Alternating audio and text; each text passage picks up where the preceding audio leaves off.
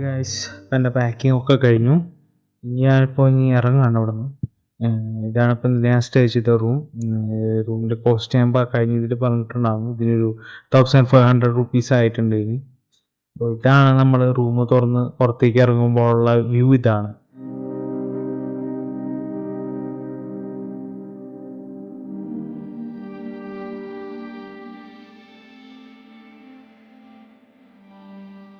ഇത് നമ്മുടെ ഒപ്പം ഇന്നലെ രാത്രി കൂടിയതാ പുള്ളി.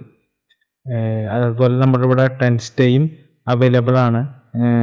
ഇതിനൊരു 800 റുപ്പീസ് എന്തോ ആണ് വരണേ. അങ്ങനെ വെച്ച് നോക്കിയപ്പോൾ എനിക്ക് കുറച്ചും കൂടി ബെറ്റർ ആയിട്ടുള്ളത് റൂമാണെന്ന് തോന്നിയോണ്ട് ഞാൻ റൂം എടുത്തു. ഇന്നലെ ഈ വഴി കൂടിയാണ് നമ്മൾ നടന്നു വന്നത്. ഇരുട്ട സമയത്ത് ആ ലൈറ്റ് കത്തിക്കുന്നതും അതിലെ കാണുന്നവരനൊക്കെ നല്ല രസമായിരുന്നു. നല്ലൊരു ഫീലുണ്ട് വരാനായിട്ട്. നല്ലൊരു വൈബുണ്ട് ഇവിടെ രാത്രിയൊക്കെ വന്ന് സ്റ്റേ ചെയ്യാനൊക്കെ ആയിട്ട്. കാണുന്നതാണ് അഞ്ചനാദ്രി. അവിടേക്കാണ് നമ്മൾ ഇനി അടുത്തത് പോകാൻ പോണത്. ഇപ്പം ഈ കാണുന്ന റൂമിലാണ് നമ്മളിപ്പോൾ ഇന്നലെ സ്റ്റേ ചെയ്തത്.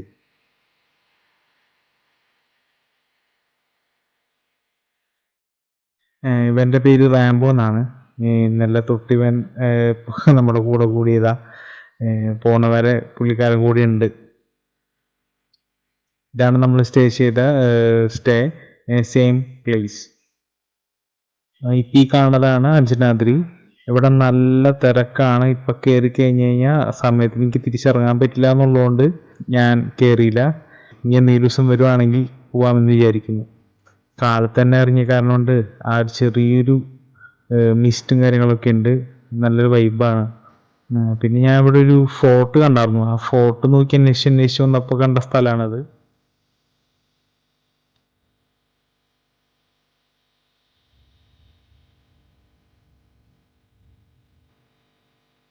പാലക്കാട് റോട്ടിൽ കൂടെ പോകുന്ന ഒരു ഫീലാണ് ഇതിൽ കൂടെ പോകുമ്പോൾ. ഭയങ്കര ഒരു വൈബാ.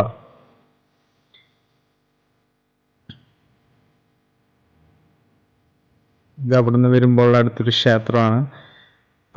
ഈ ക്ഷേത്രങ്ങളിൽ ഇപ്പോൾ അധികം ക്ഷേത്രങ്ങളിലൊന്നും പൂജയും കാര്യങ്ങളൊന്നും ഇല്ല. ഒക്കെ കൂടി വിരുപക്ഷ ടെമ്പിൾ അവിടെ മാത്രമാണ് പൂജ സംഭവങ്ങളൊക്കെ ഉള്ളത്. ഇപ്പം നിങ്ങൾക്ക് വായിക്കാനുള്ള സൗകര്യത്തിന് വേണ്ടി ഞാൻ ഓരോ ടെമ്പിൾസിൻ്റെയും പേരും അതിൻ്റെ ബോർഡ് ഞാൻ ഇതിൽ ക്യാപ്ചർ ചെയ്തിട്ടുണ്ട്. നിങ്ങൾക്ക് പോസ്റ്റ് ചെയ്ത് വായിക്കാൻ പറ്റുന്ന ഡിഫറെൻറ്റ് ലാംഗ്വേജസിലുണ്ട്. അപ്പോൾ നിങ്ങൾക്കത് വായിക്കാവുന്നതാണ്. പിന്നെ എല്ലാം അമ്പലങ്ങളും എല്ലാ നിർമ്മിതികളും നശിച്ചു കിടക്കുക. അപ്പം അതിൻ്റെ ഉൾഭാഗമാണ് ഇപ്പോൾ ഈ കാണുന്നത്.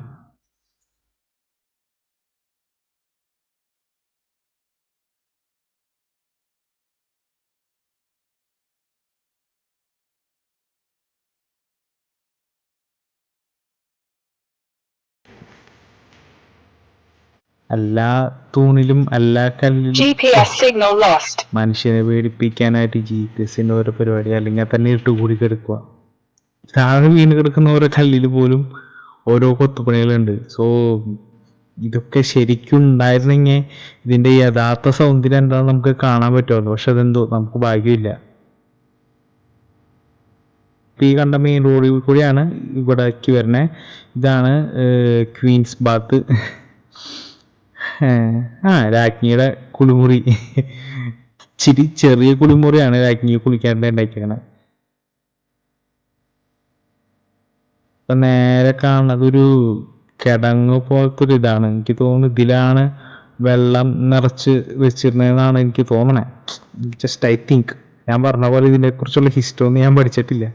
സോ അങ്ങനെ ആയിരിക്കാം ഞാൻ വിചാരിക്കുന്നു. ഇതിലെന്തായാലും വെള്ളം നിറച്ച് വയ്ക്കാനുള്ള ഒരു സംഭവം തന്നെ ആയിരുന്നിരിക്കണം ഇത്. അങ്ങനെ ഞാൻ വിശ്വസിക്കണേ. പിന്നെ നമ്മൾ ലെഫ്റ്റ് സൈഡിൽ കൂടെ ഇങ്ങനെ നടന്നു കഴിഞ്ഞാൽ റൗണ്ട് അടിച്ച് അതിൻ്റെ എൻട്രിയിലോട്ട് കിടക്കാം. ഈ കാണുന്ന ഉൾഭാഗത്തിലോട്ട് നമുക്ക് കിടക്കണമെന്നുണ്ടെങ്കിൽ ഒന്ന് ചുറ്റണം. ലെഫ്റ്റ് സൈഡിൽ കൂടെ റൈറ്റ് സൈഡിൽ കൂടി പോയാൽ മതി. ഞാൻ ലെഫ്റ്റ് സൈഡിൽ കൂടിയാണ് നടന്നു പോകുന്നത്.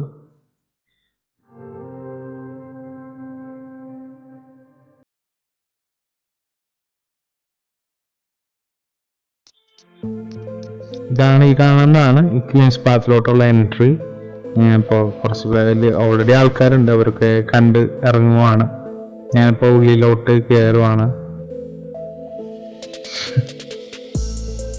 രാജ്ഞിക്ക് കുളിക്കാൻ വേണ്ടിയിട്ട് ഇത്രയും ആഡംബരമായ ഒരു കെട്ടിടം നിർമ്മിക്കാന്നുണ്ടെങ്കിൽ രാജാവിൻ്റെ ഒരു കാര്യം ആലോചിക്കുക. അന്നത്തെ അവരുടെ ഒരു എന്താ പറയാ ഫിനാൻഷ്യൽ എത്രമാത്രം. നമ്മളൊരു കുളിമുറി കെട്ടാൻ തന്നെ കുറെ പാടുപെടുന്നുണ്ട്.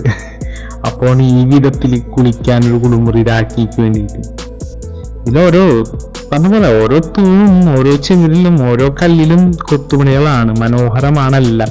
അതിപ്പോ ഇങ്ങനെ നശിച്ച അവസ്ഥയിലും അതിങ്ങനെ മനോഹരമായിട്ട് കിടക്കുന്നത് കാണുമ്പോ അത് നശിക്കാതെ നിന്നിരുന്ന സിറ്റുവേഷനിലെ അത് പൂർണ്ണമായും ഉണ്ടായ ഒരു കാലത്ത് അത് എത്രമാത്രം മനോഹരമായിട്ട് നമുക്ക് ഊഹിക്കാൻ പോലും പറ്റില്ല. നമ്മൾ എന്തോരം ഊഹിച്ച പോലും അതിന്റെ സൗന്ദര്യത്തിലോട്ട് എത്തില്ല. ഇതിൽ കൂടെ കാണുമ്പോൾ എനിക്ക് എത്രമാത്രം അതിന്റെ ഫീൽ കിട്ടുമെന്ന് എനിക്കറിയില്ല. പക്ഷെ നേരിട്ട് കാണുമ്പോൾ എനിക്ക് കിട്ടുന്ന ഒരു ഫീൽ ഉണ്ടല്ലോ, അത് എങ്ങനെ പറഞ്ഞറിയിക്കാമെന്ന് എനിക്കറിയില്ല. കല്ലിൽ കവിത രചിക്കാന്നൊക്കെ പറഞ്ഞു കേട്ടിട്ടേ ഉള്ളൂ. പക്ഷെ ഇത് കവിതയല്ല, അതിനേക്കാളും വലിയ എന്തോ ആണ്. ഇത്രയും ഇങ്ങനൊക്കെ ഒരു കലാകാരന്മാർ നമ്മുടെ നാട്ടിലുണ്ടായിരുന്നു. അങ്ങനെ ഒരു നാട്ടിലാണ് നമ്മൾ ജീവിക്കുന്നതെന്നുള്ളതൊക്കെ നമുക്ക് ഭയങ്കര അഭിമാനം തോന്നുന്ന സിറ്റുവേഷനാണ് ഇവിടെ വന്ന് ഇതൊക്കെ കാണുമ്പോൾ.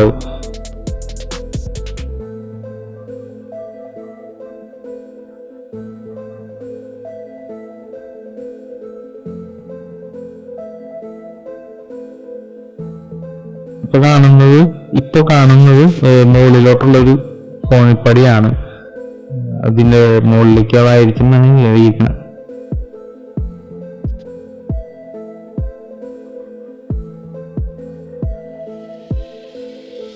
നമ്മളതെല്ലാം കണ്ടെങ്കിൽ പുറത്തേക്ക് ഇങ്ങനെ ഇറങ്ങി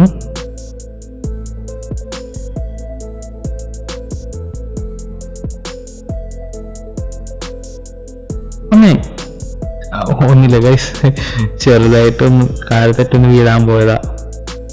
ഇവിടെ ഒരുപാട് ടൂറിസ്റ്റുകൾ ഇപ്പൊ പുറം രാജ്യത്ത് നല്ലൊരു വരുന്നുണ്ട് നമ്മുടെ രാജ്യത്തിന്റെ ആ വാസ്തുവിദ്യ അതൊക്കെ കാണാനായിട്ട്. നമ്മുടെ രാവണനെ നമ്മൾ ഇവിടെ പാർക്ക് ചെയ്തിരുന്നേ. ഇനി നമുക്ക് രാവണനെ എടുത്തിട്ട് അടുത്ത സ്ഥലത്തിലോട്ട് പോവാം. നമ്മൾ അടുത്ത സ്ഥലത്തിലോട്ട് എത്തിയിരിക്കാണ്.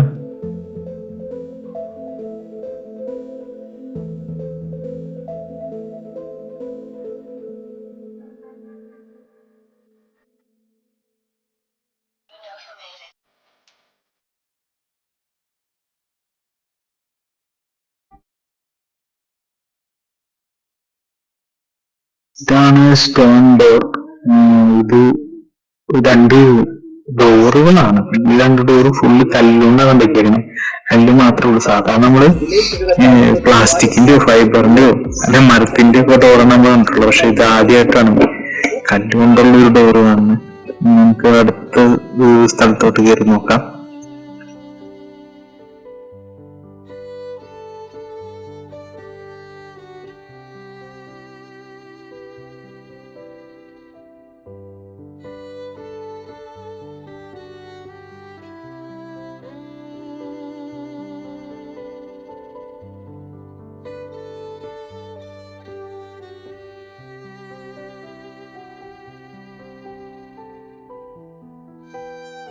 ഈ സ്ഥലത്തിന് പേര് മഹാനവമി ദീപ എന്നാണ് മാപ്പിൽ കാണിക്കുന്നത്.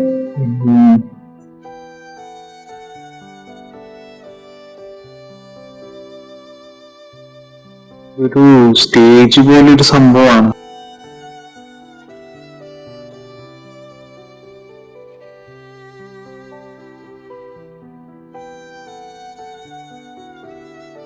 പക്ഷെ ഇതിന്റെ താഴെ നിറച്ചും കൊത്തുപണികളാണ്. രാജാവിന്റെ പടകൾ അങ്ങനത്തെ ഒരു ഇതാണ് ഇതിൽ, കോൺസെപ്റ്റാണ് ഇതിൽ ഫുള്ള് ചെയ്തേക്കുന്ന. ആന, ഭടന്മാര്, കുതിരകള്, പടയാളികള്, രാജാവിന്റെ സൈന്യത്തിനാണ് തോന്നുന്നു റെപ്രസെന്റ് ചെയ്തേക്കണമെന്ന് തോന്നുന്നു.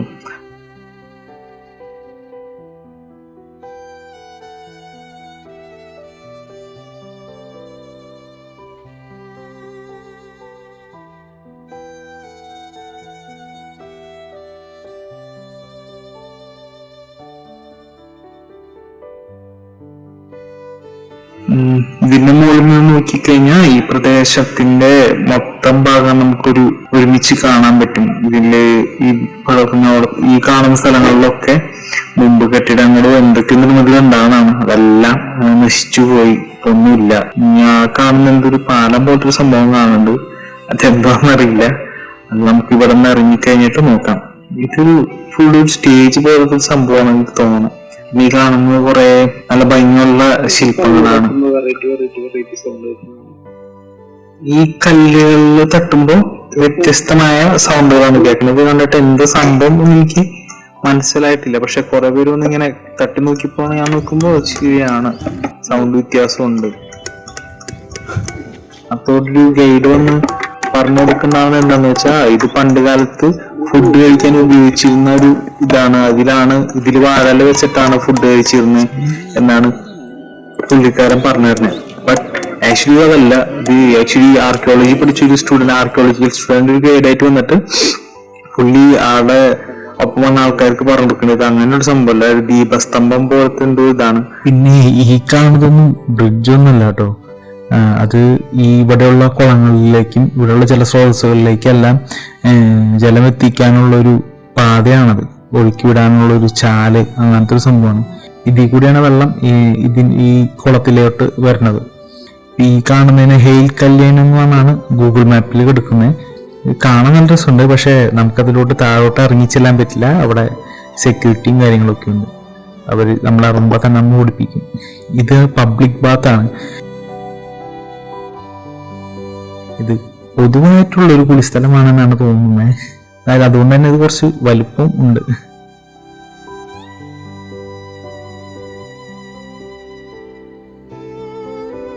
ഇവിടെ നോക്കിക്കഴിഞ്ഞാൽ എല്ലാ കുളിസ്ഥലങ്ങളും കാണാം. കുളിക്കാൻ വേണ്ടി ഒരു മൈതാനം ഉണ്ടാക്കിയിട്ടേക്കുന്ന പോലെയുണ്ട്.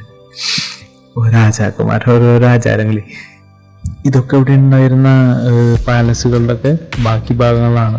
പട്ടുകയിൽ അവശേഷിക്കുന്ന ഭാഗങ്ങളിൽ കാണുന്നതൊക്കെ ഇതൊരു സീക്രട്ട് ചേംബർ അങ്ങനെ എന്തോ ഒരു സംഭവമാണ്. ഇതിൻ്റെ ഉള്ളിലേക്ക് നമുക്ക് ഇറങ്ങാൻ പറ്റും. ഇതിൻ്റെ അവിടെ നിന്ന് നമുക്കൊരു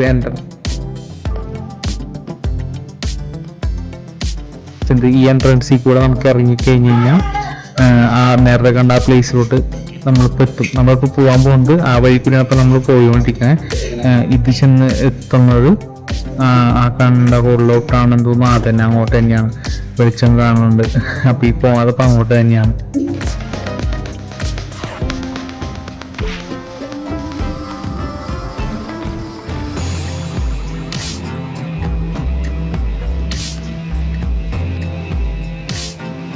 നമുക്ക് വീണ്ടും തിരിച്ച് മുകളിലോട്ട് തന്നെ പോവാം.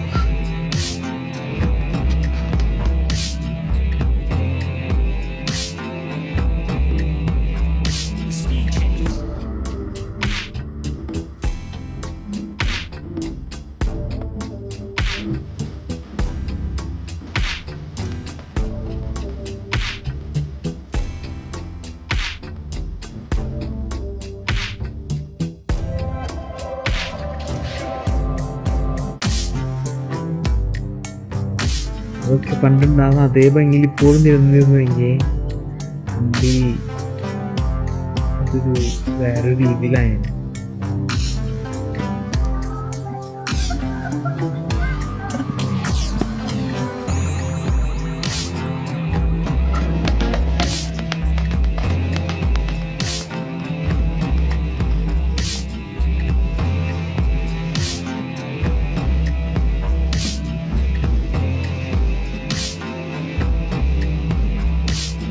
അപ്പോൾ നമ്മൾ അണ്ടർ വാട്ടർ ശിവ ടെമ്പിളിലോട്ട് എത്തിയിരിക്കുകയാണ്. ഇതാണപ്പോൾ അണ്ടർ വാട്ടർ ശിവ ടെമ്പിളിൻ്റെ എൻട്രൻസ്. ഇതാണ്.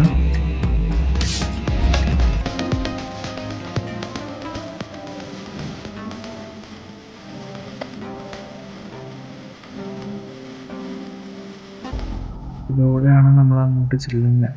ശിവൻ ഇവിടെയാണ് വെള്ളത്തിലിരിക്കുന്നത്.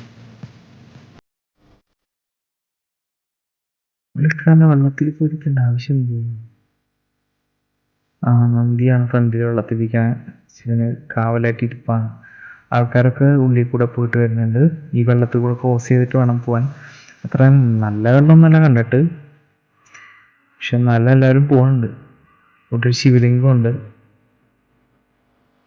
പതുക്കെ മുകളിൽ എന്താണെന്ന് നോക്കാൻ വേണ്ടി നോക്കി. ഇവിടെ കുറച്ച് വലുണ്ട്, ചെരുപ്പ് ഇടാണ്ടാണ് ഇവിടെ വന്നേക്കണം.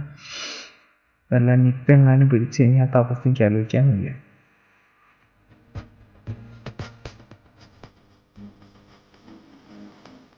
നമുക്ക് പതുക്കെ ഇവിടെ നിന്ന് പുറത്തോട്ട് കിടക്കാം.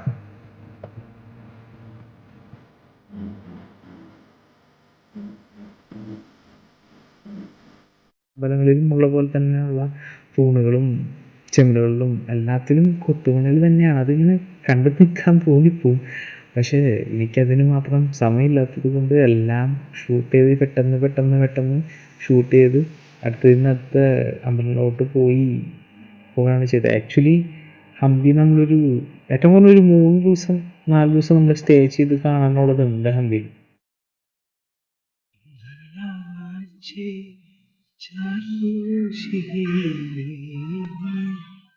ഇവിടെ ഒരു പെൺകുട്ടികൾ മലയാളികളാണ്. അവരിരുന്നിട്ട് അവിടെ നിന്ന് റീൽസ് എടുത്തുകൊണ്ടിരിക്കുക. നമ്മുടെ നാഗവല്ലിയുടെ പാട്ടും വെച്ച് റീൽസ് എടുക്കുകയാണ് അവിടെ നിന്നിട്ട്.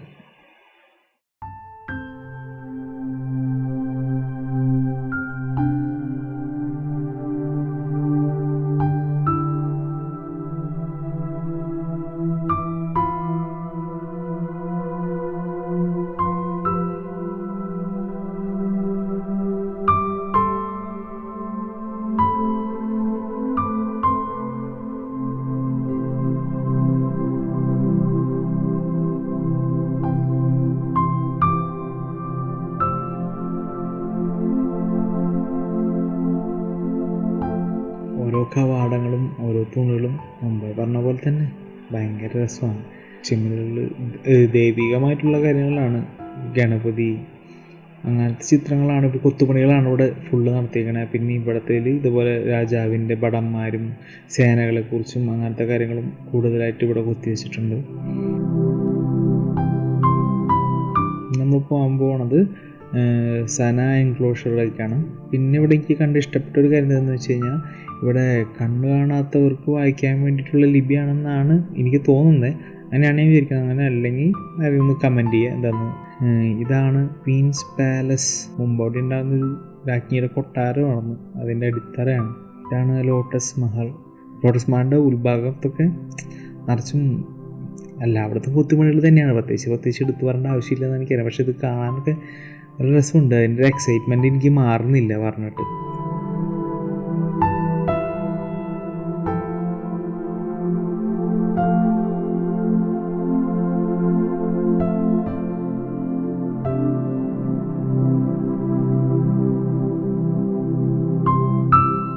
ഇവിടെ ഇതിൻ്റെ മേൽക്കൂര പണിതേക്കുന്നെങ്കിൽ ഭയങ്കര വ്യത്യസ്തമായിട്ട് തോന്നി. ഈ കല്ലുകളൊക്കെ വെച്ച് ഗ്യാപ്പ് അടച്ചിട്ടാണ് ഇതൊക്കെ എങ്ങനെ ഉണ്ടാക്കിയേക്കുന്നേ എന്നൊക്കെ അതിൻ്റെ ഒരു കലാവിരുദ്ധ അന്നത്തെ അവരുടെ ഒരു അന്നത്തെ അവരുടെ ഒരു ആർക്കിടെക്ചർ കൾച്ചർ എന്താണെന്ന് നമുക്കിതൊക്കെ കണ്ടാൽ മനസ്സിലാക്കാൻ പറ്റും. ഇനിയിപ്പോൾ ഈ കാണുന്നതാണ് എലിഫൻറ്റ് സ്റ്റേബിൾ, ആനക്കോട്ട എന്നൊക്കെ വേണം നമുക്ക് പറയാമെന്ന് തോന്നുന്നു. പണ്ട് രാജാവിൻ്റെ ആനകളൊക്കെ തളച്ചിരുന്നത് ഇതിൻ്റെ ഉള്ളിലാണ്. ആനനെ തളയ്ക്കാനുള്ള സ്ഥലം വരെ ഇത്രയും ഭംഗി ഉണ്ടാക്കിയ രാജാവിന് അപ്പോൾ പുള്ളിക്കാരൻ്റെ കൊട്ടാരമൊക്കെ അന്നത്തെ ഏത് ലെവലിലായിരിക്കും നമുക്ക് ആലോചിക്കാൻ പോലും ചിന്തിക്കാൻ നമ്മുടെ ഇമാജിനേഷനൊന്നും പോരാണ്ട് വരും അതൊക്കെ ചിന്തിക്കാനായിട്ട്. ഈ കാണുന്ന ബിൽഡിങ് ഒരു മ്യൂസിയം ആയിട്ടാണ് പ്രവർത്തിക്കുന്നത്. മുമ്പ് കാലത്ത് എന്തിനാണ് യൂസ് ചെയ്തിരിക്കുന്നതെന്ന് എനിക്കൊരു ഐഡിയ ഇല്ല. ഇതെന്തിനായിരിക്കും എനിക്കറിയില്ല. ആർക്കെങ്കിലും അറിയാമെന്നുണ്ടെങ്കിൽ ജസ്റ്റ് ഒന്ന് കമൻറ്റ് ചെയ്യുക, അല്ലെങ്കിൽ നോക്കാം നമുക്ക്. ഇവിടെ ഓരോ പ്രതിമകളും ഓരോ കല്ലുകളാണ്. ഇവിടെ നിന്ന് എവിടത്തെയാണ് എന്തിൻ്റെ ഭാഗമാണ് എന്ന് എനിക്ക് അറിഞ്ഞുകൂടാ. പക്ഷെ ഇതൊക്കെ കാണാൻ ഭയങ്കര രസമുണ്ട്. ഇതൊക്കെ ഇങ്ങനത്തെ അവസ്ഥയിൽ കാണേണ്ടി വരുന്നു എന്നാലോചിക്കുമ്പോൾ ഒരു സങ്കടമുണ്ട്. ഇത് യഥാർത്ഥത്തിൽ എവിടെയായിരുന്നു അവിടെ തന്നെയാണ് ഇത് ശരിക്കും നമ്മൾ കാണേണ്ടി വരുന്നത്. അങ്ങനെയാണെങ്കിൽ ഇതിൻ്റെ ഭംഗി ഇപ്പം കാണുന്നതിനേക്കാളും 10 മടങ്ങ് കൂടുതലായിട്ട് നമുക്ക് തോന്നുക. പക്ഷേ നമുക്ക് വിധിയില്ല.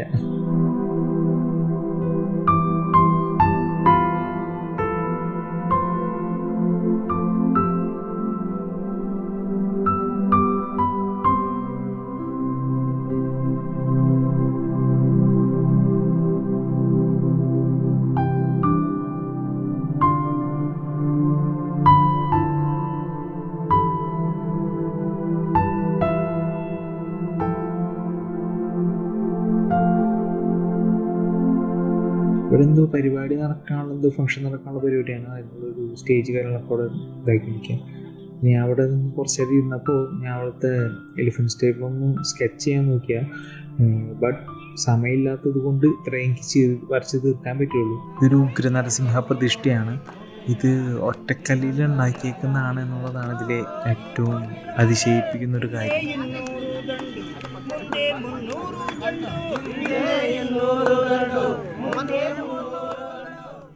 അങ്ങനെ നമ്മളിവിടെ നിന്ന് ഹംപിയിൽ നിന്ന് വിട പറയാൻ പോവാണ്. വീണ്ടും നമ്മൾ തിരിച്ചെത്തിയത് വിരുപക്ഷ ടെമ്പിളിൻ്റെ ഫ്രണ്ടിലോട്ട് തന്നെയാണ്. അപ്പോൾ വിരുപക്ഷ ടെമ്പിളിൽ ശിവൻ്റെ അടുത്ത് യാത്ര പറഞ്ഞിട്ട് നമുക്കിവിടെ നിന്ന് തിരിക്കാം എന്ന് ഞാൻ വിചാരിക്കുന്നു. ഇതാണ് മനോഹരമായ തുംഗഭദ്ര നദി. അത്രയും വെള്ളമൊന്നുമില്ല എങ്കിലും ഇപ്പോഴും കാണാൻ നല്ല രസമുണ്ട്. ആ പച്ചപ്പും അതിനിടെ കൂടെ ഒഴുകി പോകുന്നതൊക്കെയാണ്. ഇവിടെ നമുക്ക് കൊട്ടവഞ്ചി ട്രാവലിംഗ് ഉണ്ട്. ഈ വഴി കൂടിയാണ് നമ്മൾ ഇന്നലെ രാത്രി നമ്മൾ വന്നപ്പോൾ രാത്രിയായിരുന്നു, നൈറ്റ് ഇപ്പോൾ ഷൂട്ട് ചെയ്യാൻ പറ്റിയില്ല. ഈ വഴി കൂടിയാണ് ഹംപിയിലോട്ട് പോകുന്നത്. ഇതാണ് ഹംപിയിലോട്ടുള്ള എൻട്രൻസ്. ഇതാണ്. അങ്ങനെ ഹംപിയിലത്തെ യാത്രകളും കാര്യങ്ങളൊക്കെ കഴിഞ്ഞ് ഒരുപാട് ആക്ച്വലി ഒരു ആർട്ടിസ്റ്റ് എന്നുള്ള നിലയ്ക്ക് ഒരുപാട് ഇൻസ്പിറേഷനായിരുന്നു ഹംപി. ഇവിടെ കാണുന്ന ഓരോ കൊത്തുപണികളും ഓരോ ശിലകളും ഇറ്റ്സ് ആക്ച്വലി ഇൻസ്പയർ മീ. ഒരാത്തിന് തിരിച്ചു വരുമ്പോൾ ഒരു ഹംപി ഇറ്റ്സ് വെരി എനർജറ്റിക്. കുറച്ച് ലെസൺസ് ഞാൻ പഠിച്ചു കൊടുന്ന്, കുറച്ച് കാര്യങ്ങൾ മനസ്സിലാക്കി. ആദ്യമായിട്ടൊരു ട്രിപ്പ് പോകുന്നതിൻ്റെ കുറച്ച് വിഷമങ്ങൾ ഉണ്ടാകുന്നെങ്കിലും ഹംപി ഭയങ്കര രസമാണ്. ഹംപി യാത്ര എനിക്ക് ഇറ്റ്സ് ഗീവ് മീ സംതിങ്. എന്തോ എനിക്കിവിടെ നിന്ന് കിട്ടി, പക്ഷെ അതെന്താണ് എന്ന് എനിക്കറിയില്ല. പക്ഷെ അത് എനിക്ക് ആവശ്യമുള്ളത് തന്നെയായിരുന്നു. ഞാൻ അന്വേഷിച്ചു പോയത് തന്നെയാണ് എനിക്ക് ഇവിടെ നിന്ന് കിട്ടിയത്. എന്തും ഒറ്റയ്ക്ക് ചെയ്യാൻ പറ്റും എന്നുള്ളൊരു തോന്നൽ. എന്തെങ്കിലും ഒറ്റയ്ക്ക് നിൽക്കാൻ എനിക്ക് ഭയങ്കര ഇഷ്ടമാണ്. ഒറ്റയ്ക്ക് പോകാനാണ് എനിക്ക് ഏറ്റവും കൂടുതൽ ഇഷ്ടം. ഒറ്റയ്ക്ക് കാര്യങ്ങൾ ചെയ്യാനാണ് എനിക്കിഷ്ടം. പക്ഷെ അതിൻ്റെ ഇടയിൽ എപ്പോഴും ഒറ്റയ്ക്കാവുന്നതിനെ കുറിച്ച് ഞാൻ പേടിക്കുന്നൊരവസ്ഥ എനിക്കുണ്ടായി. ഒറ്റയ്ക്കാവുന്നതിന് ഞാൻ ഭയങ്കരമായിട്ട് ഭയപ്പെടുന്നൊരവസ്ഥ ഉണ്ടായി. അങ്ങനെ അവസ്ഥയിൽ ഇറങ്ങി പുറപ്പെട്ടാണ് ഹംപിയിലോട്ട്. പക്ഷേ ഈ ട്രിപ്പ് എന്തോ വീണ്ടും എനിക്ക് ഒറ്റയ്ക്ക് നടക്കാൻ പറ്റും എന്ന് എന്നെ പഠിപ്പിച്ചു. എനിക്ക് ഇനി അങ്ങോട്ട് ഒറ്റയ്ക്ക് മുന്നോട്ട് പോകാമെന്നുള്ളതും പഠിപ്പിച്ചു. ആക്ച്വലി ട്രാവൽ തന്നെയാണ് എന്നെ വീണ്ടും ഓരോ കാര്യങ്ങൾ പഠിപ്പിക്കുന്നത്. ആക്ച്വലി ഹംപി എനിക്കൊരു പുതിയൊരു അനുഭവമാണ്. ആക്ച്വലി എൻ്റെ ട്രാവൽ പ്ലേസ് എന്ന് പറഞ്ഞാൽ ഞാൻ ലോങ് ആയിട്ടുള്ള ട്രാവൽ എപ്പോഴും പോകുന്നത് മൂന്നാറാണ്.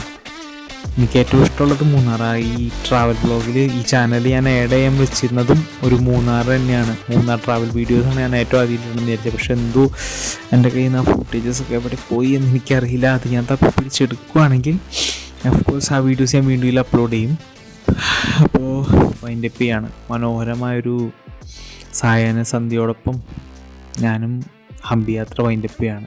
ഇനി എന്തെങ്കിലും കാണാൻ ബാക്കി വെച്ച അഞ്ജനാദ്രി ഹിൽസും ഇനി ബാക്കി ഇവിടെ എന്താണ് കാണാനുള്ളതെന്നുകൂടി അന്വേഷിച്ച് ഒരു വരവും കൂടി നമുക്ക് ഹംപിയിലോട്ട് വരാമെന്ന് ഞാൻ വിചാരിക്കുന്നു. നമ്മുടെ ലാലേട്ടൻ പറഞ്ഞൊരു ഡയലോഗുണ്ട്, സിനിമയിലൊന്നല്ല, പുള്ളി പറഞ്ഞത് ഒരു ഇൻ്റർവ്യൂ, ഐ തിങ്ക് ഇൻ്റർവ്യൂ അല്ല, അതൊരു മാഗസീനിലെന്താ ഞാൻ വായിച്ച മോഹൻലാൽ പറഞ്ഞതായിട്ട്. നമ്മളെവിടെ പോയാലും കാണാൻ അവിടെ എന്തെങ്കിലും വിട്ടു വെച്ചാലേ നമുക്ക് വീണ്ടും ആ സ്ഥലത്തോട്ട് പോകാൻ ഒരു റീസൺ ഉണ്ടാവുള്ളൂ. സോ ഇവിടെ ഇപ്പോൾ ഇട്ട് വെച്ച് പോകുന്ന കുറച്ച് റീസൺസ് ഉണ്ട് എനിക്ക്. അപ്പോൾ ഇനി എന്തെങ്കിലും തിരിച്ചു വരാമെന്ന് ഞാൻ വിചാരിക്കുന്നു. Okay bye guys. അപ്പോൾ അടുത്ത ട്രിപ്പിൻ്റെ വീഡിയോ ആയിട്ട് വീണ്ടും വരാം.